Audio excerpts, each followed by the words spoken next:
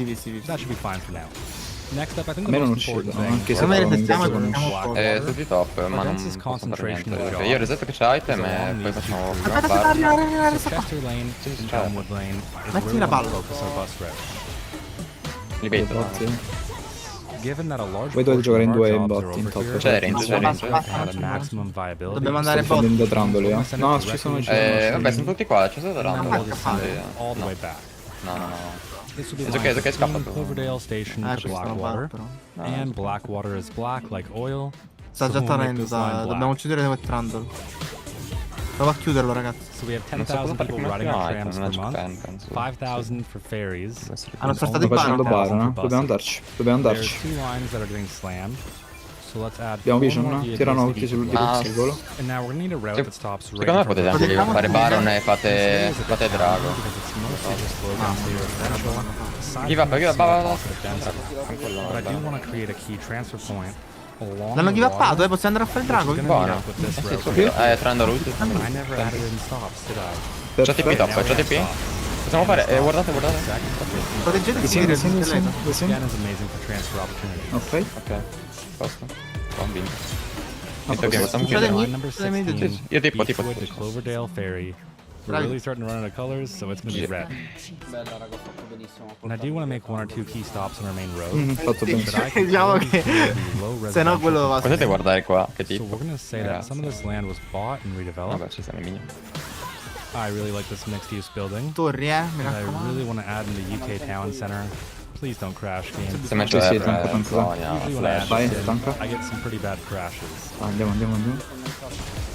And that's looking really good.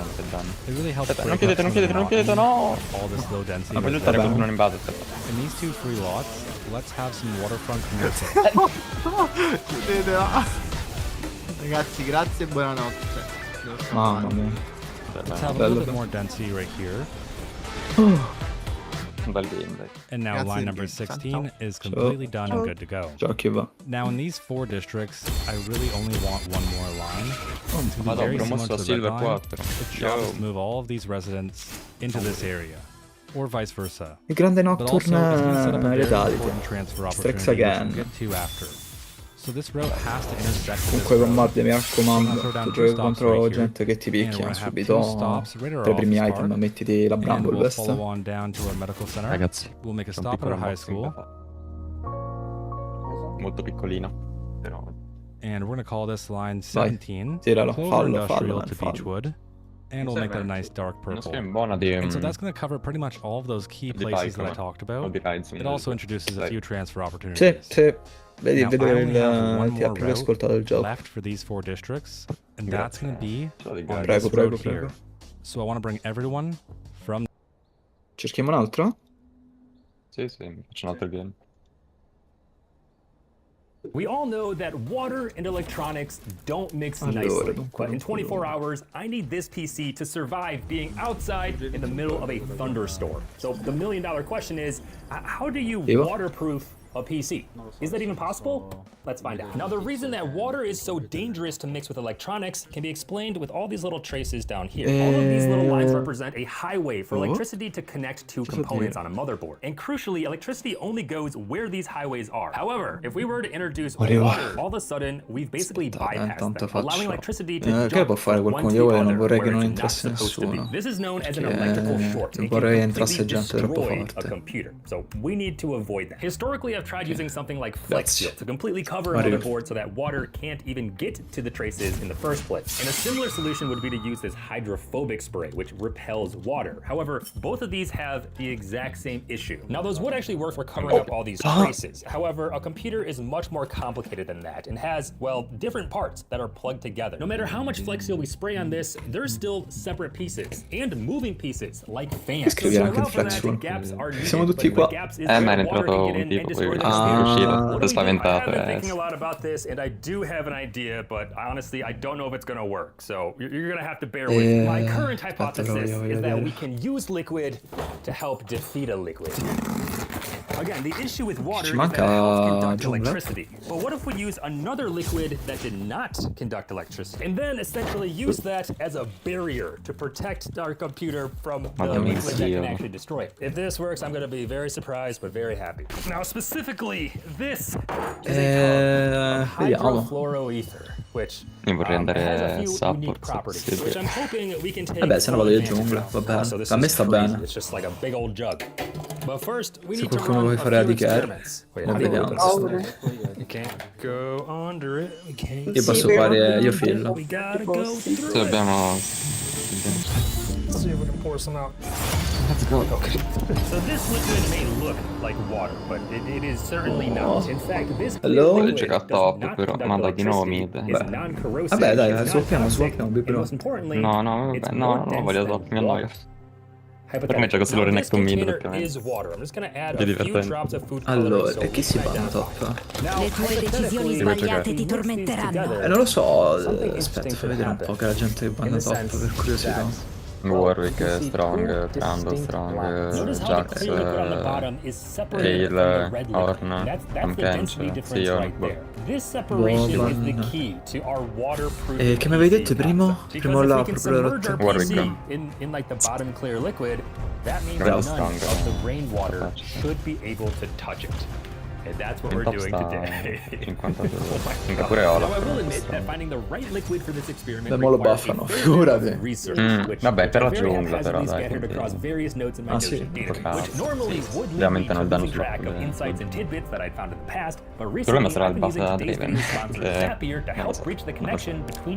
Vabbè, buff a Draven, non so cosa li cambiano. E la R che magari infligge un po' più di danno, no? Pensavo tipo buff solo a Kuga.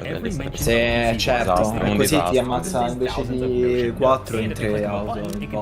All this past research and highlight info that I potentially would have forgotten about, which I definitely would have. I mean, I have notes in here from like 5 or 6 years ago, and it's really easy to forget. Even more helpful, with Zapier connected, I can even ask Claude to take these summaries and generate a new note directly in my Notion database. Also, I have for to copy and paste. I just have to ask and Swappa al volo. Ma perché mi fai blind piccare?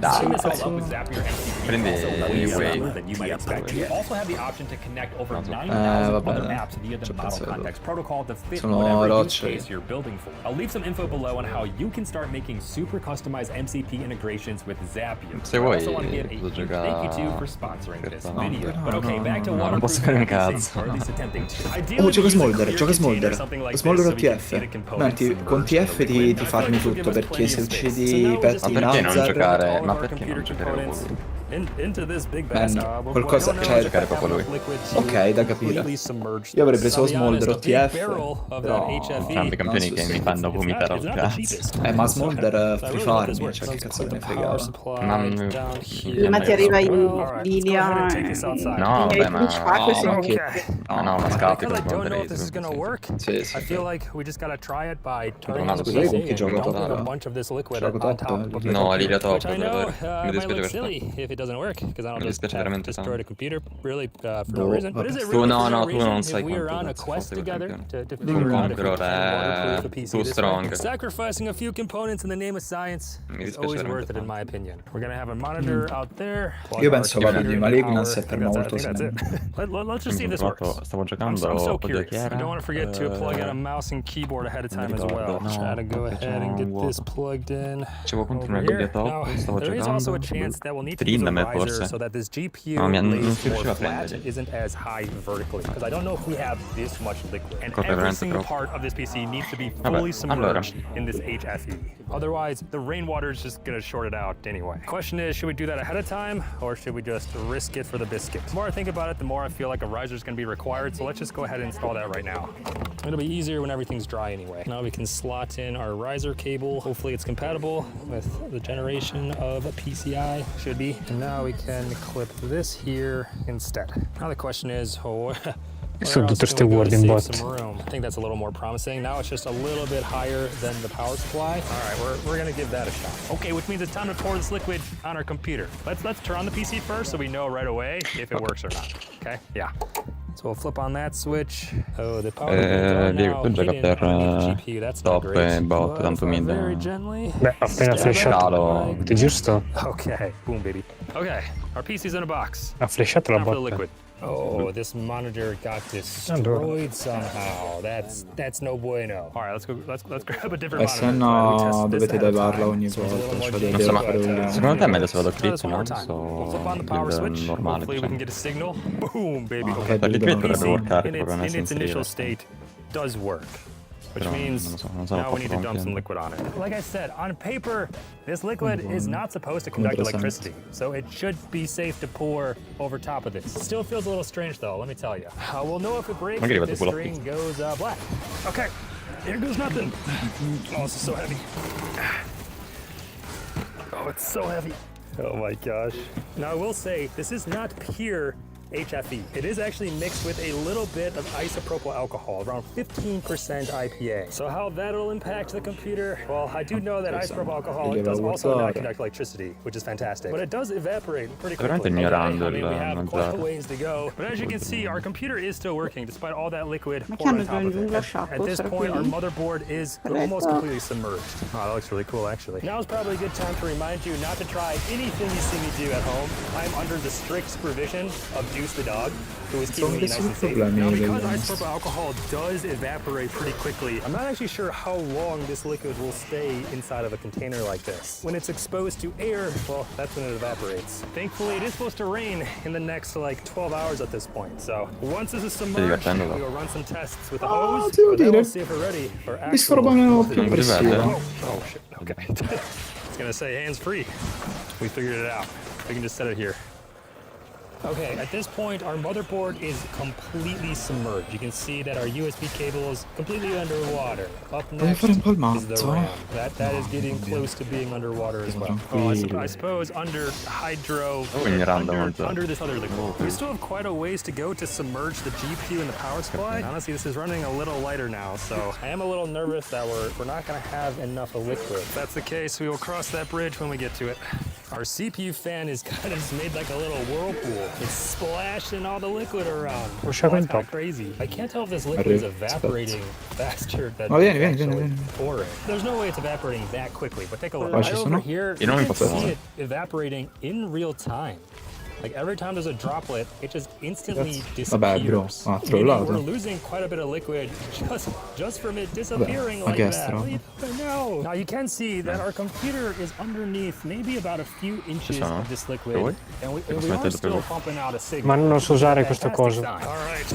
At this point, this container is empty. And as you can see, our components are not fully submerged. Our power supply is almost there. Our CPU and motherboard for sure covered. But our GPU, I feel like there's just way too much exposed, not in the liquid right now. So I am going to go ahead and shut off our computer.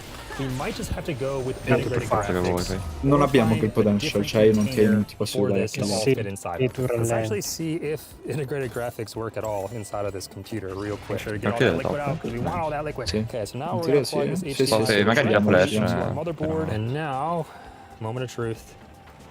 No, così però. Why didn't it not turn on? Dai, non ci voglio credere, man. Vabbè, fresco. Okay, there we go. All right. Non ce l'avevo già fatto. Again, I don't know if there's integrated graphics in this CPU, but we will just give it a moment.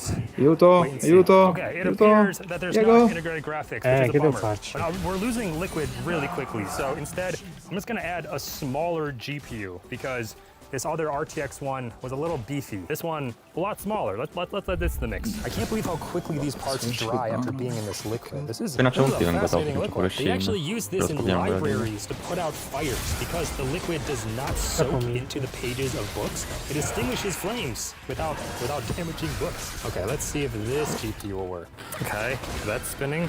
Please give us an output. That'd be fantastic. We are running out of time. I can physically see this liquid evaporating. Amazing. Okay, we're getting a signal. Let's see if we can dunk this into the liquid.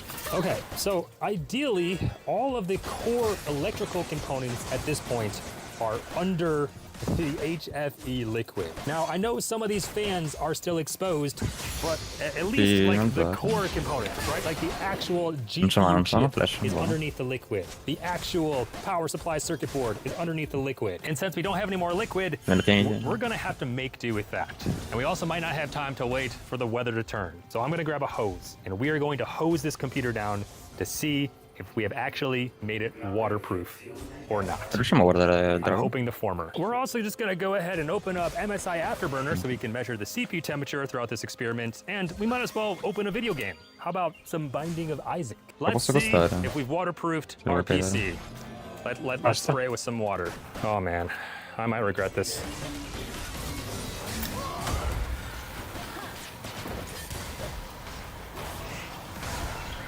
It is currently raining on our PC. Don't even know if it's working because I can't see the monitor. Insomma, ho fatto flash a tutti, ma niente chi. This is very unsettling. Oh no, the computer shut off. No. Did we fail? Now you can see here the separation of water and the HFE liquid, which is what I thought would work if you submerged the PC parts down in this bottom section. I thought it would protect it from this top layer of water. What I don't know though is if these parts were not submerged low enough. Let's try to run this one more time. Okay, we are able to still get our power supply to run, but our CPU and our GPU fans are not spinning anymore. That said, the RGB on our RAM is still lighting up, so some amount of this computer still has life in it, but I'm not liking how this is looking. Okay, that's not good. There is fire underwater. Oh my gosh, okay, we need to shut this off. Puoi levarli? Pull the plug, pull the plug. No. Aspetta, con calma, cioè non voglio faccio un attimo pushare. Shaka bot. When something turbulent is pushing them together, some of the droplets of water could have very well gotten down into the electronics of our computer. Which my assumption is that's what happened. E mi faccio solo il primo pezzo AP, cioè MR, e poi vado Malignance e This seems like a hazard now. When I look back at the footage, it does look like the computer survived being rained on for at least like a minute or so, which does seem longer than it would have survived if it didn't have any protection at all. But now I really don't know if it stopped working because of the emulsification or if it just would never have worked in the first place. Oh, okay, I see. Here's the culprit right here. It's a little hard to tell. Serve una mano o posso fermare se non prendi? Yeah. That'll do it. Some part of the VRM did not like the amount of voltage that was going to the CPU. And so this regulator module, well, kind of went kaput, huh? Yeah, that checks out. That's right where the flames were. There's no way that this motherboard will work anymore. I'm a little upset that this PC didn't work inside of our waterproofing idea, and I don't want to give up. So I do want to try one more PC. This one is a Raspberry Pi, so this is an entire computer. Ma mi è arrivata fino a mid la palla di lui? Entirely within the HFE layer of our container. We just really didn't have enough liquid to submerge an entire actual desktop PC.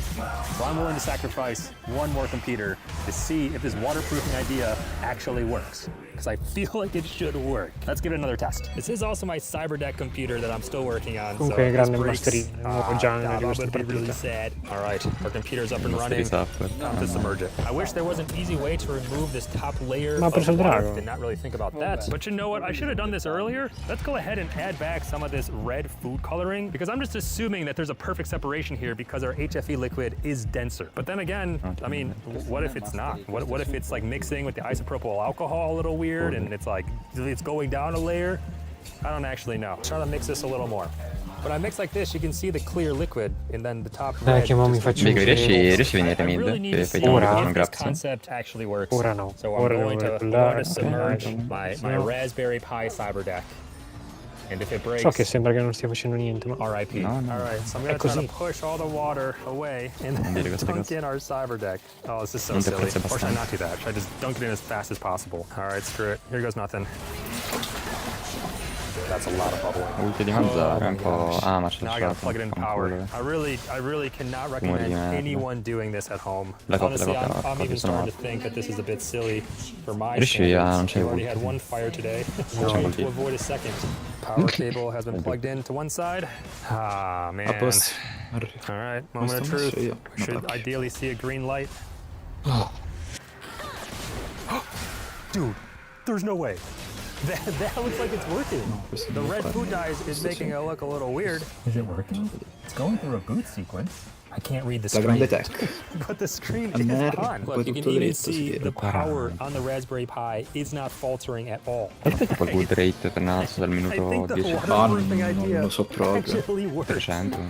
Proprio zero. Okay, you can get a clear view of the screen on if I mix, but I don't want to mix too much because I'm pretty sure that's what. Ma quello che gioca a GTRP ci sta ancora. Let's simulate rain one last time to see if this screen stays on. Because if so, we'll have proven that this concept has teeth. So here goes the rain simulation. One more time. Me ne fai staccare uno di Grabs? Wish it luck. It is now raining on top of our Raspberry Pi computer. What? Godspeed. Okay, it's kind of hard to tell, I still see a screen. Guys, this is still working. Oh my god. That is actually absurd. Okay. Okay, that better aligns with how I feel like this should have worked. Grazie. But I feel like I did learn a little lesson. First, I definitely discounted how much raindrops were going to penetrate the actual surface of the liquid barrier. Because as raindrops come down, they're not just going to sit on this top layer. They're going to bounce down to the bottom and slowly push its way back up. But that push down into electronics, even for a split second, well, is pretty dangerous. Moving as fast as I can. The fans. I did not expect the fans in our computer to mix around and emulsify together in order to lead to its own demise. Which does make me think that if we just had way more of this HFE liquid, we could fully waterproof that we wanted to. Imagine this container was another 3 feet high, all filled with liquid, and our computer was at the bottom. There is no way that raindrops would penetrate that low, and any turbulence that we generate at the bottom is not going to do enough to emulsify the entire tank. And the fact that it did work with the Raspberry Pi shows that conceptually, it actually works in practice. We just need a larger tank, much more liquid. I'm so thankful that it actually works. So that's all I have for you today. I'm Mr. East, your tech tinkerer, and I will catch you in the next one. Oh yeah!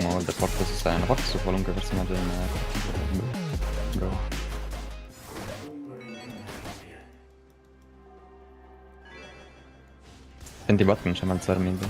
I bought everything you need for a gaming PC off of strangers on the internet, and I really hope I didn't get scammed. Vabbè, buono. See, I spent the last 30 days hunting for deals on the r/hardware swap subreddit to see if it was possible to build a gaming PC entirely through community trade. And well, all the packages have arrived, although I don't know if it's actually what I paid for or if someone sent me like a bag of rocks, you know? So today we'll be unboxing all this, building a PC, and ultimately seeing if trusting Reddit can actually save us some money. Ragazzi, momento di fare grande rush. If you haven't used hardware swap before, it's basically like a giant yard sale for tech enthusiasts. grande rush. And then you can comment Sarebbe bene una mano mia. for those items completely in private. Non usare nessuno. Vabbè, ma si può anche ignorare a parte. No, è buono. Allora io non ce l'ho ulti, quindi non gioco Drake. No, equipaggiamo. Dobbiamo pushare pure no, sono messi bene. Ormai sei solo lui. T'hanno lasciato, io non t'ho lasciato. What's a lot more nerve-wracking is sending $250 to a stranger for potentially a graphics card and a power supply. Because you're just dealing with individuals, you don't have the same protections as you would buying from Amazon or Micro Center or something like that, which means there's a lot more risk involved. So hopefully this kind person did actually send the graphics card that I paid for. Time to find out. Oh, wait. Okay. This looks like the shape of a graphics card. And if something looks like a graphics card and feels like a graphics card and it smells like a graphics card, hopefully it's a graphics card. It's also fascinating to see how like normal people package up really delicate computer components. All right, moment of truth.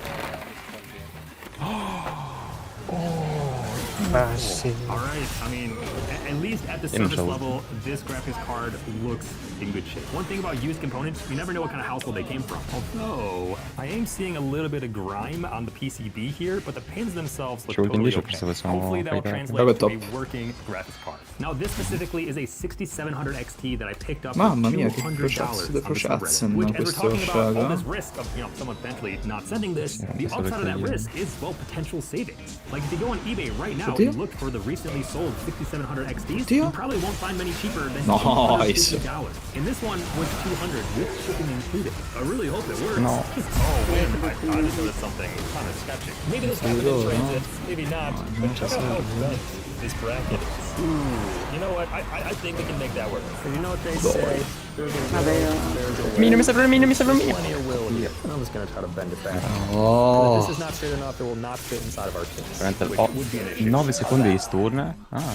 Now I did also pick up a power supply from the same person I bought the graphics card from. Although typically the people on this subreddit are like selling their older tech after they upgrade, and so a lot of the times the boxes that this stuff comes in probably isn't gonna match, the actual packaging. Like for example, this is a 700 watt EVGA power supply inside of a Game Max like 850 watt RGB power supply, which is totally understandable. When people upgrade their tech and sell their old tech, it's common to use the box that the new stuff came in, which is totally acceptable in my opinion.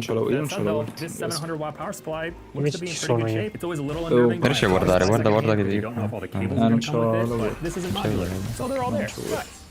Now, in terms of managing trust, the subreddit does have a flare Ed è già system, so you scappato, can see cioè, exactly how però many lì. trades someone has completed before you interact with them. So, for example, if someone has completed like 100 trades on the subreddit, I'm more likely to buy a high-ticket item from them, like a CPU and motherboard combo, compared to a Se fresh posso account. staccarmelo io anche, That la said, coppia. can we even trust anyone? All right, the good news is I'm seeing a motherboard box. Tenta So I ciò che definitely did not quello buy che a porta. B450 motherboard. I'm pretty sure I bought an X57. Porca puttana. Eccolo il capo della trappa. What is this? Oh, wow, a little free adapter. That's cool. Pretty sure I didn't pay for that.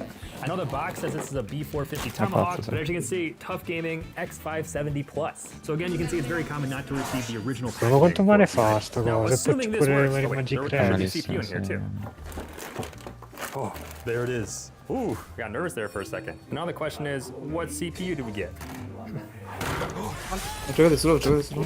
Go ahead and clean this Io bad c'ho avuto, boy si è up. messo a rendere It's not io. really coming off. Is this ITA scratched?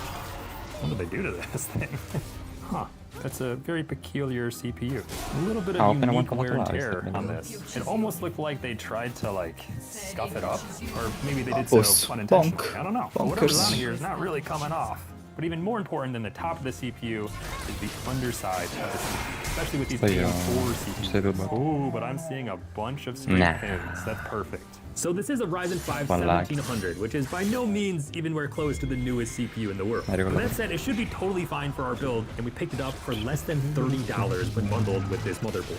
This came out to like 22 bucks, which if it works, I'm gonna take that every day of the week. Minchia, ma They stai dicendo even proprio così di buildare included allora the adesso? IO Lo shield, vedo so subito, that is cazzo. goated. Whenever I buy a used motherboard, I just Cos'è kind of l'olio? accept the Ah, fact that cosa it's per probably quei not gonna come with the chiacchiere. IO shield. But they also sent this adapter thing, which was totally not necessary, but very appreciated. Honestly, because you're dealing Me lo with like uccido uno normal via everyday Lilia. people, you never Sì, know what you're assolutamente. gonna get with this stuff. One of Cervello the uno. best parts of this challenge, though, is just how quickly good deals get eaten up by the community. No, mi sa che non Which ti the good news ammazzi is, il yeah, you veloce can per te. find some Cioè, mi really ciappe good troppo deals on bro. hardware swap, but you kind of have to know exactly what to look for and act really quickly if you want to grab like the really good deals, especially for volatile things like right now, RAM. Because as you may well know, Vabbè, io tiro dritto da skyrocketing tanto non penso ne and if you posso look on Amazon or testare. Newegg, you're probably not going to find really Mi ha good deals. colpito C'è con Lilia? But there's i always an cazzini outside chance e that lo someone's zoppio di willing to vita. part ways with their RAM for super cheap. Buncato. Here we were able to grab 60 Se rimani c'ho of TP in DDR4 caso. RAM for Cioè, less se vuoi than rimanere con $40. Nasus. So it's not a bad Vai place to check. tranquillo. Io vado da raga, se il prenditore vado da raga. And like in this example, I bought RAM plus an Se AM4 mettete... vogliamo giocare this little Drake? guy right here. Io ci plus sono some stato, thermal vorrei paste. prendere torre All anziché Oh, wait. Oh, I thought they were impazzire. sending thermal paste too. These are just Vai, sta brackets, tippando which I guess are bot. necessary. No, they didn't send the thermal paste. If Non there's lo one vedo. component Ah, that I ma don't need to buy minchia, ma tomorrow, c'era it's il probably bro... thermal paste right now, you know? Bro A lot of Valzer times che mi ha people are fermato selling il multiple TP, sto computer parts, and if you bastardo. bundle them Con la together, Q, they're very likely to give you a discount, which is another benefit of shopping in the community. Ci sono, Also, sono. shipping things together is better. But now, surprisingly, or maybe not surprisingly, the most difficult component to buy on Reddit for this challenge Ah, was pure. actually which does make sense. Not a lot of people want to deal with packaging and shipping something too large, which is why you'll find on the subreddit when people are selling cases, a lot of the time it'll be Bello, only, which is a whole Pensavo tornassi indietro.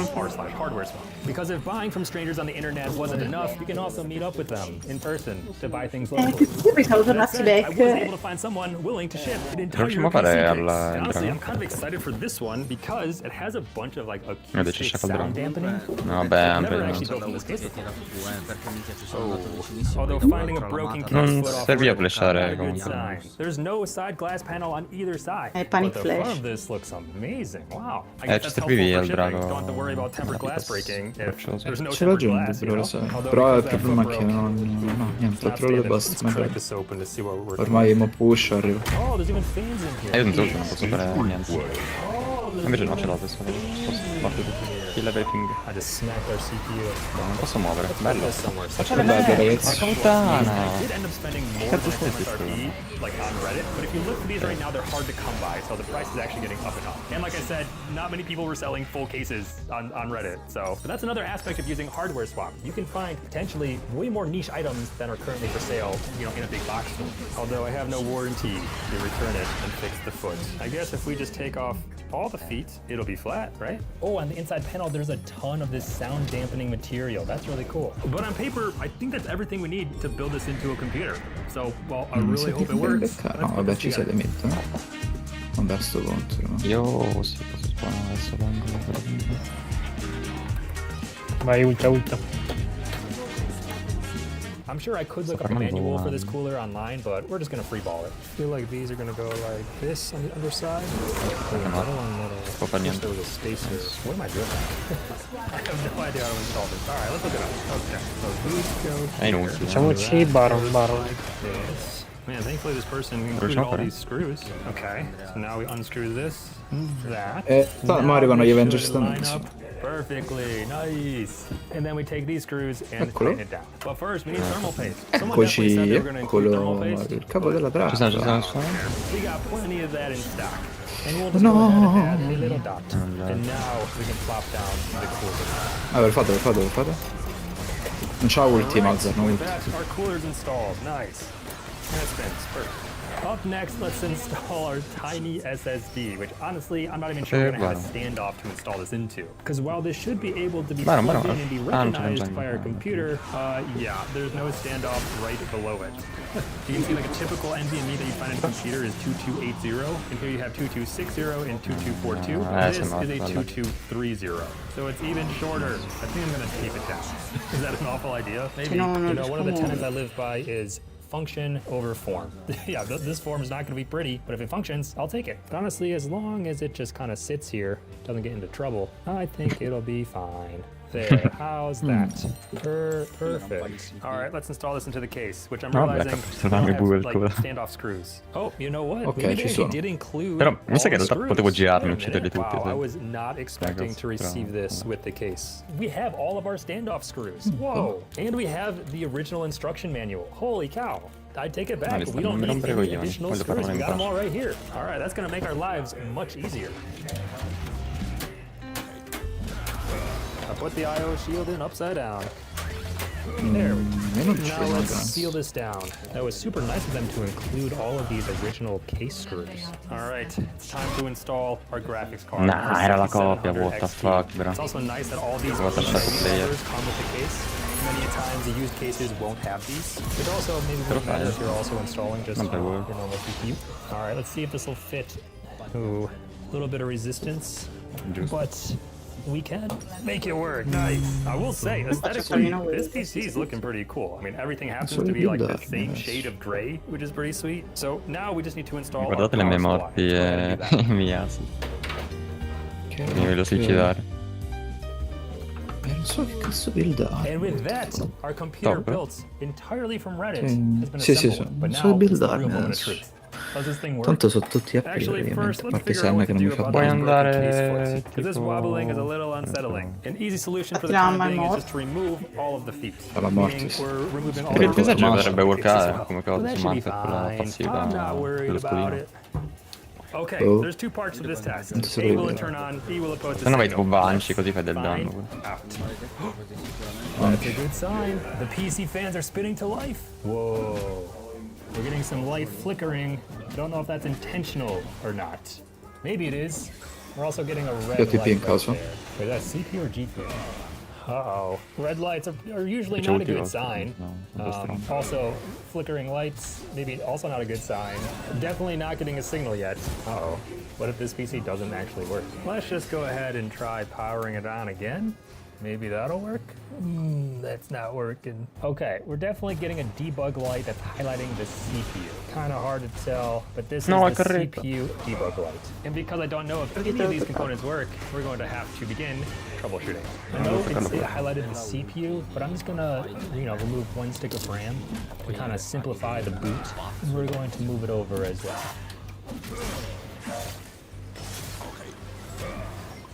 We gotta reinstall the CPU. Blast. I also don't like how much to think it might be a power supply thing, which would not really surprise me, but it is very scary because power supplies being issues is like a pretty big issue, and because it can damage all the components. And we don't really want that. Io non c'ho ulti però perché a quanto pare non riesco a uccidere sempre. Ok, basta. Inspect the CPU. Like I said, all the pins look pretty solid. I don't often think that the CPU is fault when something like that happens. I would typically be more likely to blame the motherboard or the power supply. So let's go ahead and see if... Vabbè, Shadow non fa un cazzo. Tanto ti devi baitare solo sulle trappole, Shadow. Cioè non mi si non è la copia questa. Still red. Oh god. And man, the strobing light from the GPU is not sitting well with me. I kind of feel like it's the power supply issue. Let's find that one out and see if it does anything. Time to see if the power supply does anything to this PC. Oddio.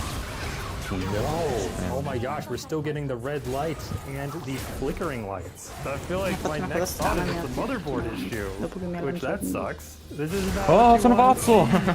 I mean, I guess that's the risk of building a PC entirely from random people on Reddit, you know? We're gonna keep tinkering with this, but we'll not show signs of promise. Now, if it is a CPU issue, one thing we can do is test out like a functional CPU. So che cazzo fai? Ryzen 5 3600. Mi dà MR. And now we'll see if that makes any difference. Forse of NATO, che ti dà 70 in più. Sì, dai, facciamo. Okay, what is happening? Now when we press the power button, it turns on for a second. Oh wait, do you hear that noise? Where's that noise coming from? Okay, somehow we're getting even less. Potrei farmi anche la zega, visto che ci All the sono. hands are spinning, but there's no lights at all on the debug. Uh-oh. Let's try that again. Okay, can we get past the CPU check? No, red CPU. Wait, oh. Io ci devo un occhio. Mamma mia, se mi fa. It recycled, that's a good sign. Minchia, sei una 410 che one shot dal jungle. Ah, non c'ho la Oh my gosh, it actually booted. Okay, well, with our donor CPU, the assurdo. PC did boot to life. Vabbè, dobbiamo andare. Vabbè, se no fa così fa danni, però la shottiamo. It did have a lot of weird like scruffs on the front of Quindi the se lo digest. ulto io, poi Kinda per held questo the PC fight case io up a little tanto. bit. Alright, here goes nothing. Wait. Oh my gosh, we have a dud CPU. It just doesn't work with the Ryzen 5 1700. And it's not even like a BIOS thing. This just is not booting at all. Wait, could it be a BIOS thing? Because it's an AM4 platform, you could have the CPU be like a later generation. But what would happen? Would nothing show up? Let's think about this.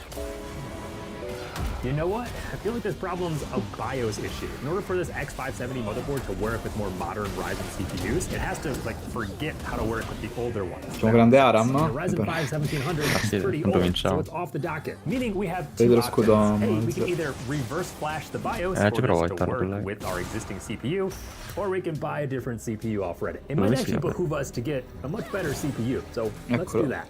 Okay, we ended up buying a much more modern CPU compared to the 1700. Honestly, it's fair. I feel like I was just too enamored by the deal, because finding that CPU for 20... Oh, I'm gonna be more careful. Because finding that initial CPU for $20 just, like, I just had to go for it. Non ce l'ho più il shield, siamo andati in. Vado.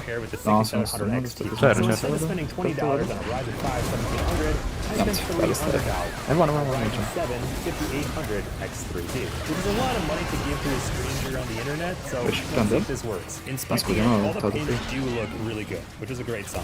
And this one did actually come with the original packaging, which also is pretty nice. We can now attempt to install our Ryzen 7 5800 X3D in its place. While we're doing this, we're also going to revert our power supply back to the original one we bought on Reddit. A me fa una W Maser, mi uccide solo con quello. Okay. I think it's time. Come se sia affidato Back on. Oh my god. Oh, wait, it's not time. It's not time. Now it's time. Flip on the power. And now, for the moment of truth. Will our PC built entirely on Reddit? Aspetta che spawnano due. Vabbè, ma è winnable, cioè. Basta che scala un attimo, magari mi cambia il build o quello brutto. Wait, what did the fan stop? Let's try it again. Oh no, what is happening? Facciamo di prendere top. Alright, let's try this one more time. I just unplugged and reseated everything. Ma prendere la Wait, okay, wait, we're getting farther than we have previously. Alright, there's the red light. Oh, we got past it. Oh, this is actually gonna boot. We're still getting a little bit of the flickering light in the GPU, but maybe that's just from the fan. That's all that I'm looking at. Ti dà MR che ti ci serve. Green light. Allora uccide. C'è Shaco giungla qua, mi sa che vogliono fare Drake. A posto. Se no Drake. Oh my gosh. This PC is so cursed. All right, let's get into BIOS. Honestly, a lot of this was user error, but like, oof, this was a tough level challenge. All right, you can see we have our 1500 X3D, we have our 16 gigs of RAM, we have our 512 gigabytes of NVMe, and all of this is running off of our 6700 XT. All right, so our PC is up and running. So now we need to figure out if it can play video games. And what better place to ask for a video game suggestion than Reddit itself, given this PC was built entirely from Reddit. So we'll head over to the gaming suggestions subreddit and see what we find. And let's filter this by top. Ragazzi, mi sto beccando tutto, How about this? Tell me about the hidden gems you've played this year. I haven't heard of it. Which is fair, given they're hidden gems. WebQ is a 2D platformer where you're a spider. Whoa, fascinating. Ormai se il Baron Oh non ci possiamo andare. Oh my gosh, that's so cool. My arachnophobia is totally fine with this. Alright, this actually looks really cool. Let's go ahead and buy it. No, ma non penso siamo riusciti. Alright, it's been downloaded, so let's put this Reddit PC to the test with a 2D platformer.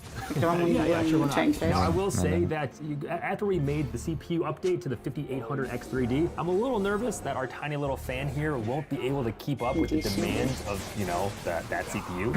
Vogliamo? So we'll also be keeping an eye on the temperature of our system. For dancing. I like what I'm seeing. I like what I'm seeing. Oh, we're dancing. It's the first thing we do in the game. Pure, io c'ho flash per andare alto. Andiamo via. Dammi. Uccido. Slinging web. I don't know why that sounds like illegal. Vai, vado via. We are doing it. I can shoot at the ground and then release over here. Clearate solo. Ma l'abbiamo rubato il drago. Che bello. Sì. Cioè il Baron. L'hai preso te, what the fuck? L'ho usato. Fab. No, run. Oh wait, we have to shoot lasers? What? Wait a minute, what? We shoot lasers out of our eyes? Up to this point, the game was making total sense. You know, che danni mi dancing as spiders. Little did I know, we can shoot lasers. Chiudono. Whoa. Oh, okay. That was a bad guy. Wow, okay. So the point of the game is to go save our spider friend from getting eaten by a bird. All right, let's do it. Now, granted, this is not the most resource-intensive game ever played, but as you can see, our CPU is under 40 degrees Celsius, and our GPU is right around the same spot. Meaning, so far, so good. Let's try to step it up and find a bit more intensive of a game to test this PC. Forse devo andare Bruno perché check out free games so good they shouldn't be free. Neanche io non riuscivo a muovermi perché cioè Senna ti beccava con lo sparo e poi non ti impianta.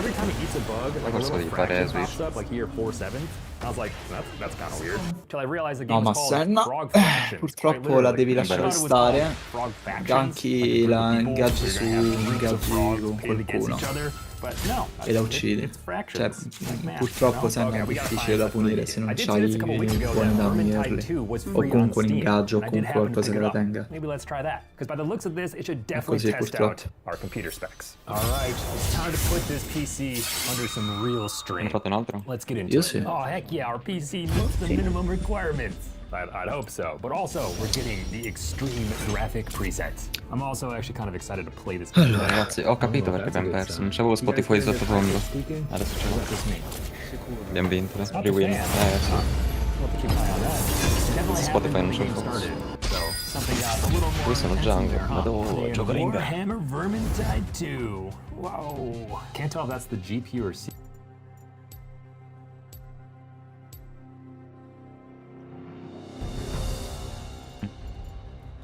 Hello, fellow engineers. Le tue decisioni sbagliate ti tormenteranno. So, this is a pretty unique sort of tower defense thing. Basically, we have our path here. You can see there's a sword flying back and forth. If you go over to the left, these are the modules. So up here we have the module. That is the sword itself. But down here we have like movement modules. And you can see they're both plugged in with wires. And basically, we can sort of change these. And as I do, can you see our sword moves differently now? So this is a vertical move, this is a horizontal move. So if I get both of them at 50%, we're sort of doing a circle. Is it going to flatten actually? Oh, if you draw the line on that, I've made a fish. Yeah, let's just get that amplitude to 69%. Nice. And then we can hit go. So we've sort of got a circle going on. You can see goblins have come out of the woods. Dovresti fare il PowerPoint. Destroy them with our sword. Oh no, we're taking... Guarda, puttana. Ci serviva un AP mid, ma... Hai detto AP? Nessun problema. AP mid, sì, ma ormai c'è turboiato. Nessun problema, ci penso io. Vai. Allora, serve quella... Allora, non ci penso un attimo. Ah, bello, io non posso cambiare le rune. Grande League of Legends. È perché mi ha aperto la schermata per piccare i templi. Ah. Cioè, apro le rune e mi... Mamma mia. Cazzo è... Allora, e qui... Questo. Vedo solo questo pick, vedo. Io sto attento, vediamo cosa picca top. Vediamo un po', Se no può andare anche Raid. Veramente forte. Raid non so giocare. Il Loi. Boh, secondo me è Goku, cioè... Sì, non mi pare troppo brutto. No, sì, no. Cioè, tipo... Allora, aspetta, vediamo un po'. Poi c'è dove verdeggiare la sua E. No, è Goku. O se no Rambo, uno dei due. Va bene che... Adesso ovviamente adesso non posso piccare like an average data center or XYZ data center, how much money are they going to save if they implement something like this? So average data center today, let's call it 5 megawatts, air cooled. If you move to direct liquid cooling and default managed power, we calculate you save 75% of your energy costs. Touch safe means that a network engineer or someone that's not a certified electrician could install this or use it. Is that right? Right. That's exactly right. So power over Ethernet. Do you need a certified electrician today? Same cabling practices with full managed power. I also think with the sheer volume and scale of demand for electricians, it's going to start putting people in more unsafe, trying to meet the demand means you're going to be in a more unsafe zone. We think it's going to be embraced as it's going to be an easier, faster way and a safer way for me to go Ho trovato l'emote di Ana, questa skin qua, che c'ha il 0.2% di drop rate e la skin 0.5. It's great to be back. Poi mi voglio suicidare. Culo. Oh, it's great to be here for the first time. Guarda, piacere. Poi un nemico di merda, te lo faccio proprio vedere, tieni.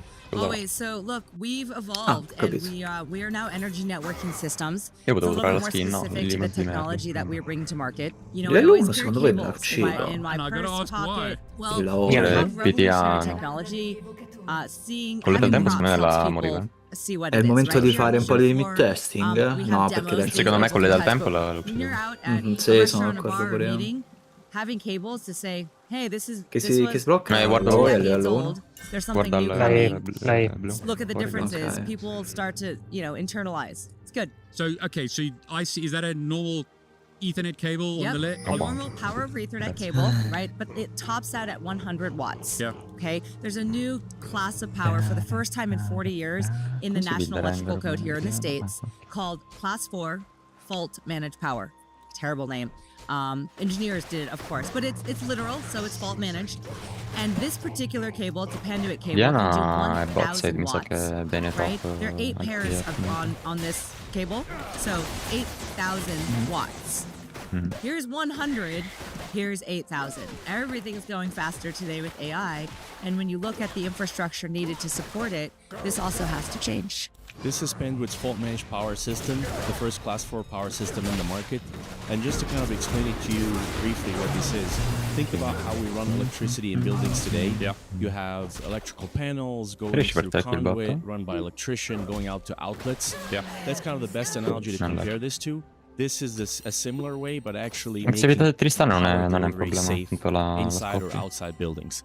What the technology does, it takes regular AC power that we know of today in the back of what we call a transmitter chassis. Okay. In the front, it's got these transmitter modules. Think of them as intelligent breakers, like a breaker panel in the house. Oh yeah, those things that you push up and down, right? Exactly. Yeah. It's pushing out high voltage, but but it's actually safe enough that you can touch it if these are intelligent enough to shut the circuit off to not harm you. If there's a short circuit or anything that could potentially start a fire, these are also intelligent enough to shut down instantly. So it was really fun. NTT is a great partner with Cisco. How many years has it been? 35 years this year. Yeah, 35 years. And for those who aren't as familiar with NTT, let's give a little bit of background. Yeah, well, so NTT, as Denise said, 35 years together with Cisco, super partnership. I think one of the things that I'm really proud of, it's been a lot of it is based on purpose. So if you look over that heritage, we've done some great things together. But also it's a broader organization that sometimes people haven't heard of, right? It's one of the biggest data center companies in the world. So this to us is a super important topic to talk about. Io a livello se posso organizzarvi bot, prima so how do we start making sure we're ready for AI, responsible AI, and how do we start looking at addressing that? And that's why I think this partnership works so well. How many countries do you guys So we're in over 70 countries globally. How many customers? Tens of thousands. So we're about $30 billion business in industries as far and wide, and then about $3.5 billion in R&D every year. So everything from, we were at the forum last year, everything from how to beam down energy from space, from solar farms to how to intercept lightning strikes with drones, capture the electricity, store the energy. So we do some really cool stuff, and then quantum and the energy side. So, yeah, it's a very varied company. So let's go on this journey, right? So we were sharing what this new revolutionary power distribution technology comunque è ingiusto. And given the background of energy efficiency, actually, Steven and I met in Cisco's brand new Paris office when it first opened, and we were talking about all the energy efficiency happening in this beautiful historic building that looked like you were in Versailles. You couldn't see an access point, you couldn't see a camera, but they were all there, hidden. And what we do is we use PoE for a lot of these endpoints. But this technology, fault managed power, can actually power the appliances with DC touch safe power. So that's the revolutionary part, is it's touch safe up to 400 volt DC. Now, I don't know if everyone understands what touch safe power means, right? Yeah, so if somebody asked you to touch 380 volt DC, your answer would be... Right, that's exactly right. And what people don't understand is when we start having our flash, it starts fires. And a fire can start from a speck of dust in a data center, especially at some of these really high rack densities we're talking about. So Steven here was on this mission of sustainability and purpose, but building that into business. And I was on that same journey, and I was like, look, why don't we bring these companies together? We work also very closely with Panduit, who actually has some units on the market today that are UL certified. So again, touch safe power to all these appliances that exist out there. What a lot of people don't realize is solar is in fact DC native. A lot of renewable energies are DC native. A lot of data centers are going all DC. Right? So this kind of line loss, or like, what were you seeing with the carbon calculators you were doing, and why are people like, why do they care so much about energy efficiency? Yeah, so there's a combination of multiple things depending on what region you're in, what part of the world, but it's everything from big goals have been set. How are we going to become more energy efficient? How are we going to hit net zero like the UK as an example, right? Yeah, it's becoming like we're increasingly getting close to those dates, and at the same time, there's an increased demand because of AI on energy, on trying to build data centers. Like, I'm from Ireland, a lot of data centers in Ireland, and you get also the communities around those saying, well, actually, hang on, we don't really want data centers in our area. So how do we start getting more responsible and the energy that comes in and really reduce the amount of energy wasted? And this is where we came in. So as Denise said, bonded by purpose, but also how to drive a more sustainable business going forward. Is it like 70% loss or something? What's the loss from AC to DC or something like that? Well, every time you go AC to DC, you lose a couple percentage points. So in a data center, there's anywhere between 3 to 6 hops of conversion. So that adds up pretty quick. When you do distance and the type of delivery, there's also more loss. Just the transmission lines alone to get power to a building here in the States is between 5 to 20% line loss just to get it to your building. And then every place in the building that you're going AC to DC, you're losing more power. I think what so many people take for granted is you just turn on the light switch in most places in the world and you expect power to turn on. Yeah. Right? But imagine if a data center goes up next to your hometown, you won't expect that anymore. Brownouts will become more and more common, and we're seeing that in a lot of these states where there's a lot of this backlash. So the global reach of both these companies, part of what we're trying to do is put together these architectures that an education and awareness, there's a better way to build. Yeah. But it's also having that more systemic conversation instead of somebody going and having an AI conversation, somebody going and having a networking conversation, an electricity conversation. It's like, well, actually, these are all interconnected. They're so dependent on each other. What are the impacts of a decision here over here? I think that's one of the great things, the breadth of both companies coming together, the insights that we bring, mean that we can actually model those out. So, as I said, responsible for sustainability solutions, it's like, well, okay, what's the impact from a sustainability perspective, but also now everyone's concerned about the cost of energy. They're concerned about troppo greedy, potevi anche how do you start to budget for that? Well, actually, we want to go in the opposite direction in that we want to say, well, how do you become way more efficient? How do you give you the insights, the control to be able to actually control it and take that, I suppose, cost destiny back into your own control? Yeah, because not everyone's going to care about sustainability, but they're going to care about how much money they're saving. Yes, and that's exactly where we first started, right? Cisco put together data telemetry across our entire portfolio. We threw it in the data foundation. We opened it up for free with APIs. He came in, gobbled it up with NCT, and turned it into a carbon calculator. And these are the types of things that our companies can do when we partner at scale. Yeah. Can you give us like an example in an average data center or XYZ data center? How much money are they going to save if they implement something like this? So average data center today, let's call it 5 megawatts, air cooled. If you move to direct liquid cooling and fault managed power, we calculate you save 75% of your energy cost. That does not include labor or materials, of which there's a lot of secondary things. What that actually translates to is 2.3 times the amount of compute for the same amount of energy. So depending if you just want to save energy or you want more compute, you can take that equation every which way you want. That's a lot of money. It's a lot of money. 65% of the energy in legacy data centers. These are just your average 10 kilowatt rack data centers. 65% of that energy is what we call non-useful power. It's going to cool and it's going to non-distribution line loss. So io provo a arrivare, però se mi fai ultimo way more than you're making. Però sei ultimo, right? That's effectively what's happening. Is you're paying high costs for just a little bit of energy. So you were talking about people don't necessarily want a data center in their backyard because it's the noise, right? So I'm assuming with this, if it's liquid cooled, and this power is going to be quiet. Yeah, it's going to be much quieter. It's not just the noise. Ottimo, veramente. Muoio io, ma invece no, si fa così. Now what we need to do is we need to think more holistically at even the point of site selection as to what are all of the systems that it's going to draw upon. There's a lot of stats that are coming out in terms of investment sì, allora che ci ho pensato dopo di questa cazzata. Completely delayed because you don't have all the right components. Yeah. And so, if you're going to build, make sure you're building in a way that's more sustainable. Ok, Diana, tranquillo. That's going to be safe, right? There's danger with a lot of these high voltages.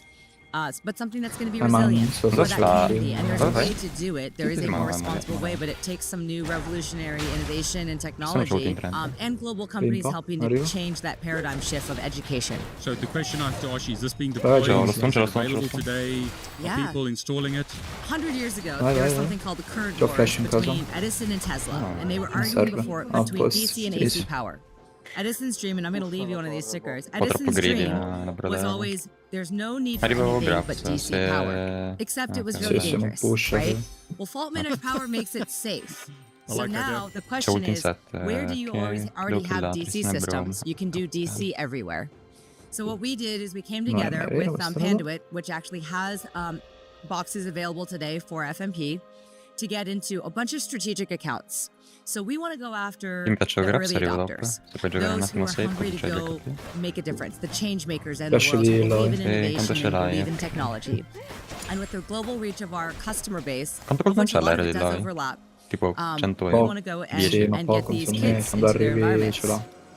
Yeah, and even like the last few days have been really insightful for me because to your point, sustainability. Everybody we've met cares about energy.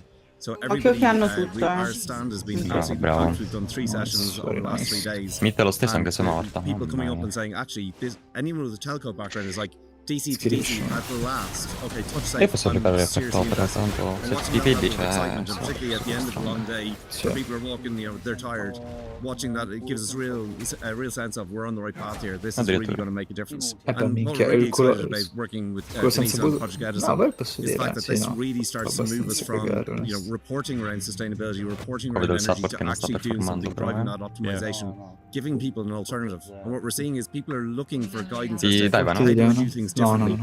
Well, this is different, but it's safe. So I'm always slow, right?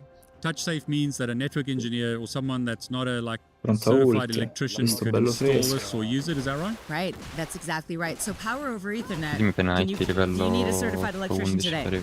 Same cabling practices with fault managed power. So we're talking about a new class of sort of low voltage. Io cane, ma che culo di merda che ha sto qua. C'è sempre con 2 HP. È la quarta volta che mi faccio con 2 HP, porco dio. When we think about labor and where the stratification and segmentation of low voltage labor and certified electricians, now you have more skill sets and career paths for people who are in the trades, which I think is really exciting. One of the things we've recently announced with Cisco Learning, and this is going to help with NTT's growth too as we're training more people, is energy networking systems and fault management conduit. We are giving away training for free. Right, and badges for free, and we're training those who are coming out of school, because when people started college from when they graduated with AI, some of those majors are no longer quite as relevant, right? So this is opening up huge amounts of opportunity for these generations at different places in their career to say, those, like you said, in the telco space, who always dreamed of DC to DC, to those who are just coming up and said, I don't really want to get electrocuted. I'm not that super interested in all the electrical side. But now you bring data and power together, and now I can actually go into IT with networking some of that power. That opens up a whole new set of doors. I'm going to play devil's advocate. Yep. Cabling in a building, I'm assuming I'm not just going to rip out the whole building and put this in. Is this only for new deployments, or how does this fit in? It's a really common question. So what we see around retrofits, buildings have a 30 to 40 year life cycle. Buildings that were built 30 to 40 years ago did not have internet and Ethernet. So what is now happening is there is actually $3 trillion coming up for refinancing of buildings globally. $3 trillion in the next 2 years. Even if you say half of that is going to have some kind of upgrade because they might need a little bit more Wi-Fi or Ethernet, this has the same cabling practice as that, right? So retrofit projects will now increase the utilization and the experience of these buildings, and that just goes hand in hand. New builds, it's a no-brainer. Existing builds and retrofit, we're seeing a lot of opportunity for people who just want more juice or just energy cost savings, as Stephen said. But even if you look at post-COVID, I think organizations have struggled with the back to work, the structure and the layout of offices. So they've become very used to electricity. It's more challenging, right? But they're very, very used to adapting to this. The fact that it's, we keep touching on it, touch safe. The fact that it's touch safe means that your network engineer is able to do it. It's one of the most common things, feedback I get is the speed that we can now deal with the requests from our business to change as simple things like video conferencing units or access points or desks. This would dramatically make a difference to us. It's those kind of small things. So you're absolutely right about the retrofit side of things, but also how do you drive that flexibility at a day-to-day? So we were mentioning data centers, right? And you kind of spoke about some of the other devices. Does that mean that new cable would be used to power a whole new class of devices inside buildings or existing devices? Yeah, so this is not using PoE now, or it needs too much power. PoE will still be relevant for the endpoint. So if you have an access point or a camera or sensors, phones, no problem for PoE. But the actual switches or appliances, servers that traditionally take AC power supplies, now you can use DC power. So I'm just thinking about traditional, you don't really want your Ethernet cable wrapped right next to your power cable. But with this, it doesn't matter, right? Right, and so think in the US, you actually need steel conduit. Non pensavo che they call it bent pipe, right? Every time you're doing electrical work, that's why electricity. Non è meglio andare da schermo con... Sì, sto qua facendo schermo, ok. Pensavo lì. In this case, they all sit nice and neatly in structured cable in a cable tray, side by side. Yeah, so that's huge, right? So it's not just like the... Vabbè, se la scoppia, like you said, like you don't need to all the material. And in a data center, it's copper bus bars. That's a giocatore. tremendous amount No, of devi weight, costs, andare. materials. What's the Fate pushback that finire you've la had on this, ulti. if any? The biggest pushback is just people wrapping their head around this is new. This breaks down. It's not doesn't neatly sit in facilities and real estate. It doesn't neatly sit with IT. So how does this come to be? veramente Right? belle It's brand di nobody, guerra, again, nobody is culo asking assassin, to go tristana, touch cioè. high voltage sì, DC. So when they realize that it's possible, you start to really quickly see those who fall into the evangelists, early adopters, change agents, and those who are, you know, more of the laggards, naysayers, late adopters, which is okay. But we just need to understand where they sit in that. But when it comes to this, it changes my Very quickly. And I also think though it's trying to get people to realise the impact they can have within their professional life is huge. Like I've asked people all this week, do you think the world is in the best position it's ever been in? And everybody has said, absolutely not. I'm like, okay, do you feel like what you do at home is going to make a difference? And they go, absolutely not. Do you realize in your job some of the changes that you can drive by adopting this innovation? So while it's very easy to fall into the trap of my day-to-day requirements are this, you know, I've got to just go and deliver, I've got to go and deliver. The power of being able to go home and say to your family, today I did something really cool. I did this, and this is the impact it's going to have. And that's one of the reasons why we developed the carbon calculator, was so that people could have the insights as to, well, actually, I'm making a difference. I've just taken 500 tons of carbon out, or I've just gone and delivered this. I've saved 70% of our electricity. So one of my call-outs to people is actually realize the Però secondo me se vai tipo da Scandone e roba non è meglio, sai. Magari prova a livello 16. As opposed to people thinking sustainability, oh, that sounds like it's going to cost us money. Thanks. Madonna, che culo This is comunque. a win across the board. Well, it's technology that's good is also good for business. Yeah, 100%. I've been in this game a long time. I remember years ago where we had traditional telephony networks. We had the traditional telephony cables, and then Cisco voice over IP. Yeah. A lot of guys lost their jobs because network engineers started taking their jobs and deployed VoIP solutions rather than the old traditional stuff, and all those traditional cables got removed.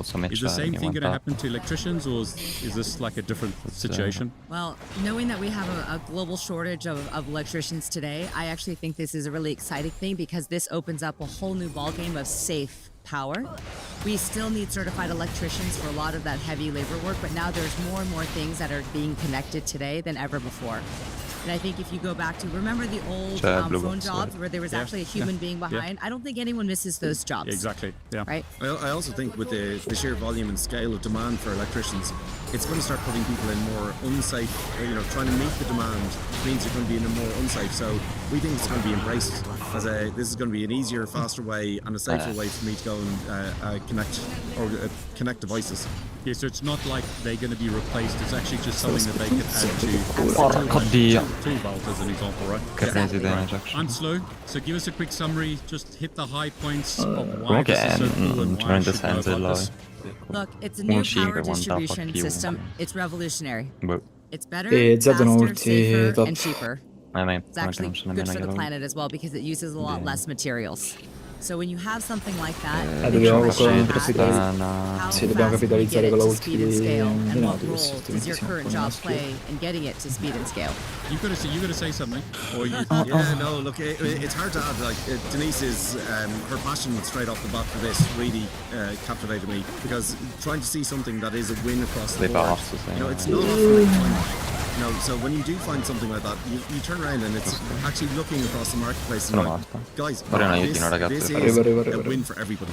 I really don't think there's too many times that comes across. So I said, faster, more I struggle to think of an organization that doesn't attract. If I want to learn this stuff, Cisco have free training I can take. Yes. What about companies who are interested? Do you have stuff on NTT's website? Yeah. You know, where do I go to learn more? Well, obviously, NTT is, we've been engaged with Denise and the team over the last couple of years. You know, reach out to the teams in NTT. We're in every country that most of our clients are. And we're seeing that way of, as I said, stitching it together. So whether it's a client who's actually in the process of rolling out, a new site, if it's somebody who's concerned about energy in the long haul, if it's somebody who's going, actually, we want to get ahead of this. Like this week, we have seen people really want to embrace innovation. And I think reach out to NTT, give us a call, reach out to me on LinkedIn. we'd love to have the conversation. I think there's also, think about who might be interested in this. There might be executives, there might be those who are just graduating, there might be those who've been in the industry for a long time on the electrical side, those who've been on the IT side for a long time. So what we're in the process of doing is actually creating content fit for every one of those audiences. So there are learning platforms that we have at scale, whether it's the Black Belt Partner Training, Cisco Learning, Cisco University, white papers for executives. We have something for all these different audiences, and if there's an audience that's missing, please raise your hand. We would love to connect and work with you. Thank you so much for sharing, Denise. Stephen, thanks so much. Really appreciate it. Absolutely. Any final words? Can people connect on LinkedIn? I think you mentioned that already. Posso provare a arrivare mid, ma c'hanno il potere dell'amicizia.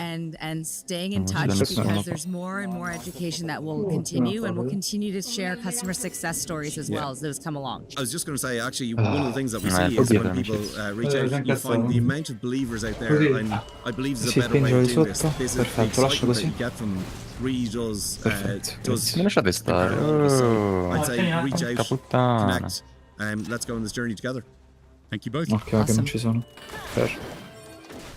Io c'ho un superstar, se la riesco a rispettare ma fa fulla. Abbiamo una tacca di azioni con la This guy, Vado, non ci sono. C'ho anche la ulti. build the most profitable city in City Skylines 2. I claim to hold that record myself. So to find out who actually deserves this title, I challenged him to fight it out head to head in the most brutal gaming session I ever recorded. Hey Looney Boy, Perfetto. Arriva non c'ha ulti. The rules are simple. Whoever makes the most amount of money wins. Play for 1 year. The last month is just simulation, but there's a small twist. At 6 months, you each get to leave one whole tile from the other person's city. One of the last videos was called I Built the Most Profitable City. You must be confident, eh? Well, this is gonna be a piece of cake. Let's settle this beef once and for all. Try not to miss any other videos. Let's start. Oh, I'm excited. Io provo ad arrivare. This time we have a free choice of maps, and I want to choose something where I have a lot of buildable area. So mountains would be bad, 21%, and all these maps with a lot of islands are bad. 45%. I am playing around with the idea of coral ridges, 77%. And that is simply, if you compare all the maps, this is the map with the largest buildable area. There's literally no mountains. We still have water. So I'll just go with that. Of course, you play on normal mode, enable natural disasters, and that's about it. Oh, we need a good city name. It's Loonin' time. I wonder what map Looney Boy is choosing, but for now, let's focus on ourselves and get started with this map. This is where we start. Oh, and I already have a fun idea. Like, what if Urban Loon also has like one tile that is at the shoreline? I will delete the shoreline tile and it will result in flooding into the city. Oh, that would be great, but I'd also have to protect myself against it. First, I want to unlock the first milestone to get medium density housing. So I guess I will just focus on a road layout and build some grids. The wind is blowing here to the left, so I will probably have industrial area up top here. Let's just drag out this 4-lane road. Have it go straight here. I want to use normal 2-lane roads.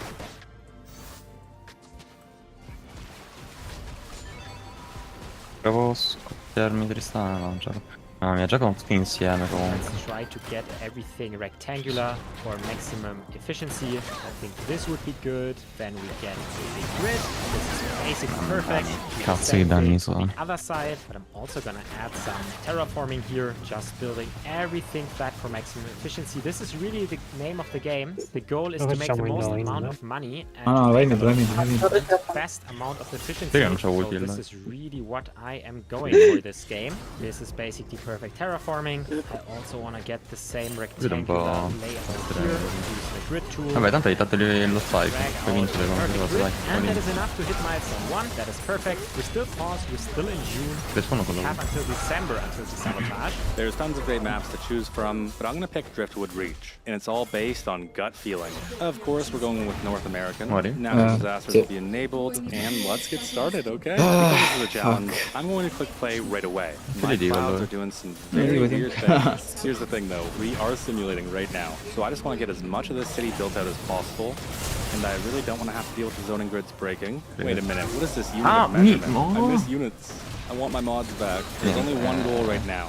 that zone as much Scusate, as faccio un po' possible, cagare. as quickly as possible. This doesn't have to look pretty. The only thing that we care about. No, beh, era veramente molto And cool even though come I say game, that, non di che, I'm still con removing the l'assassino zoning ci from these sta. side streets because it's a sanity thing. Just like this Purtroppo menu. si vede però il lato un po' Stop di popping up, please.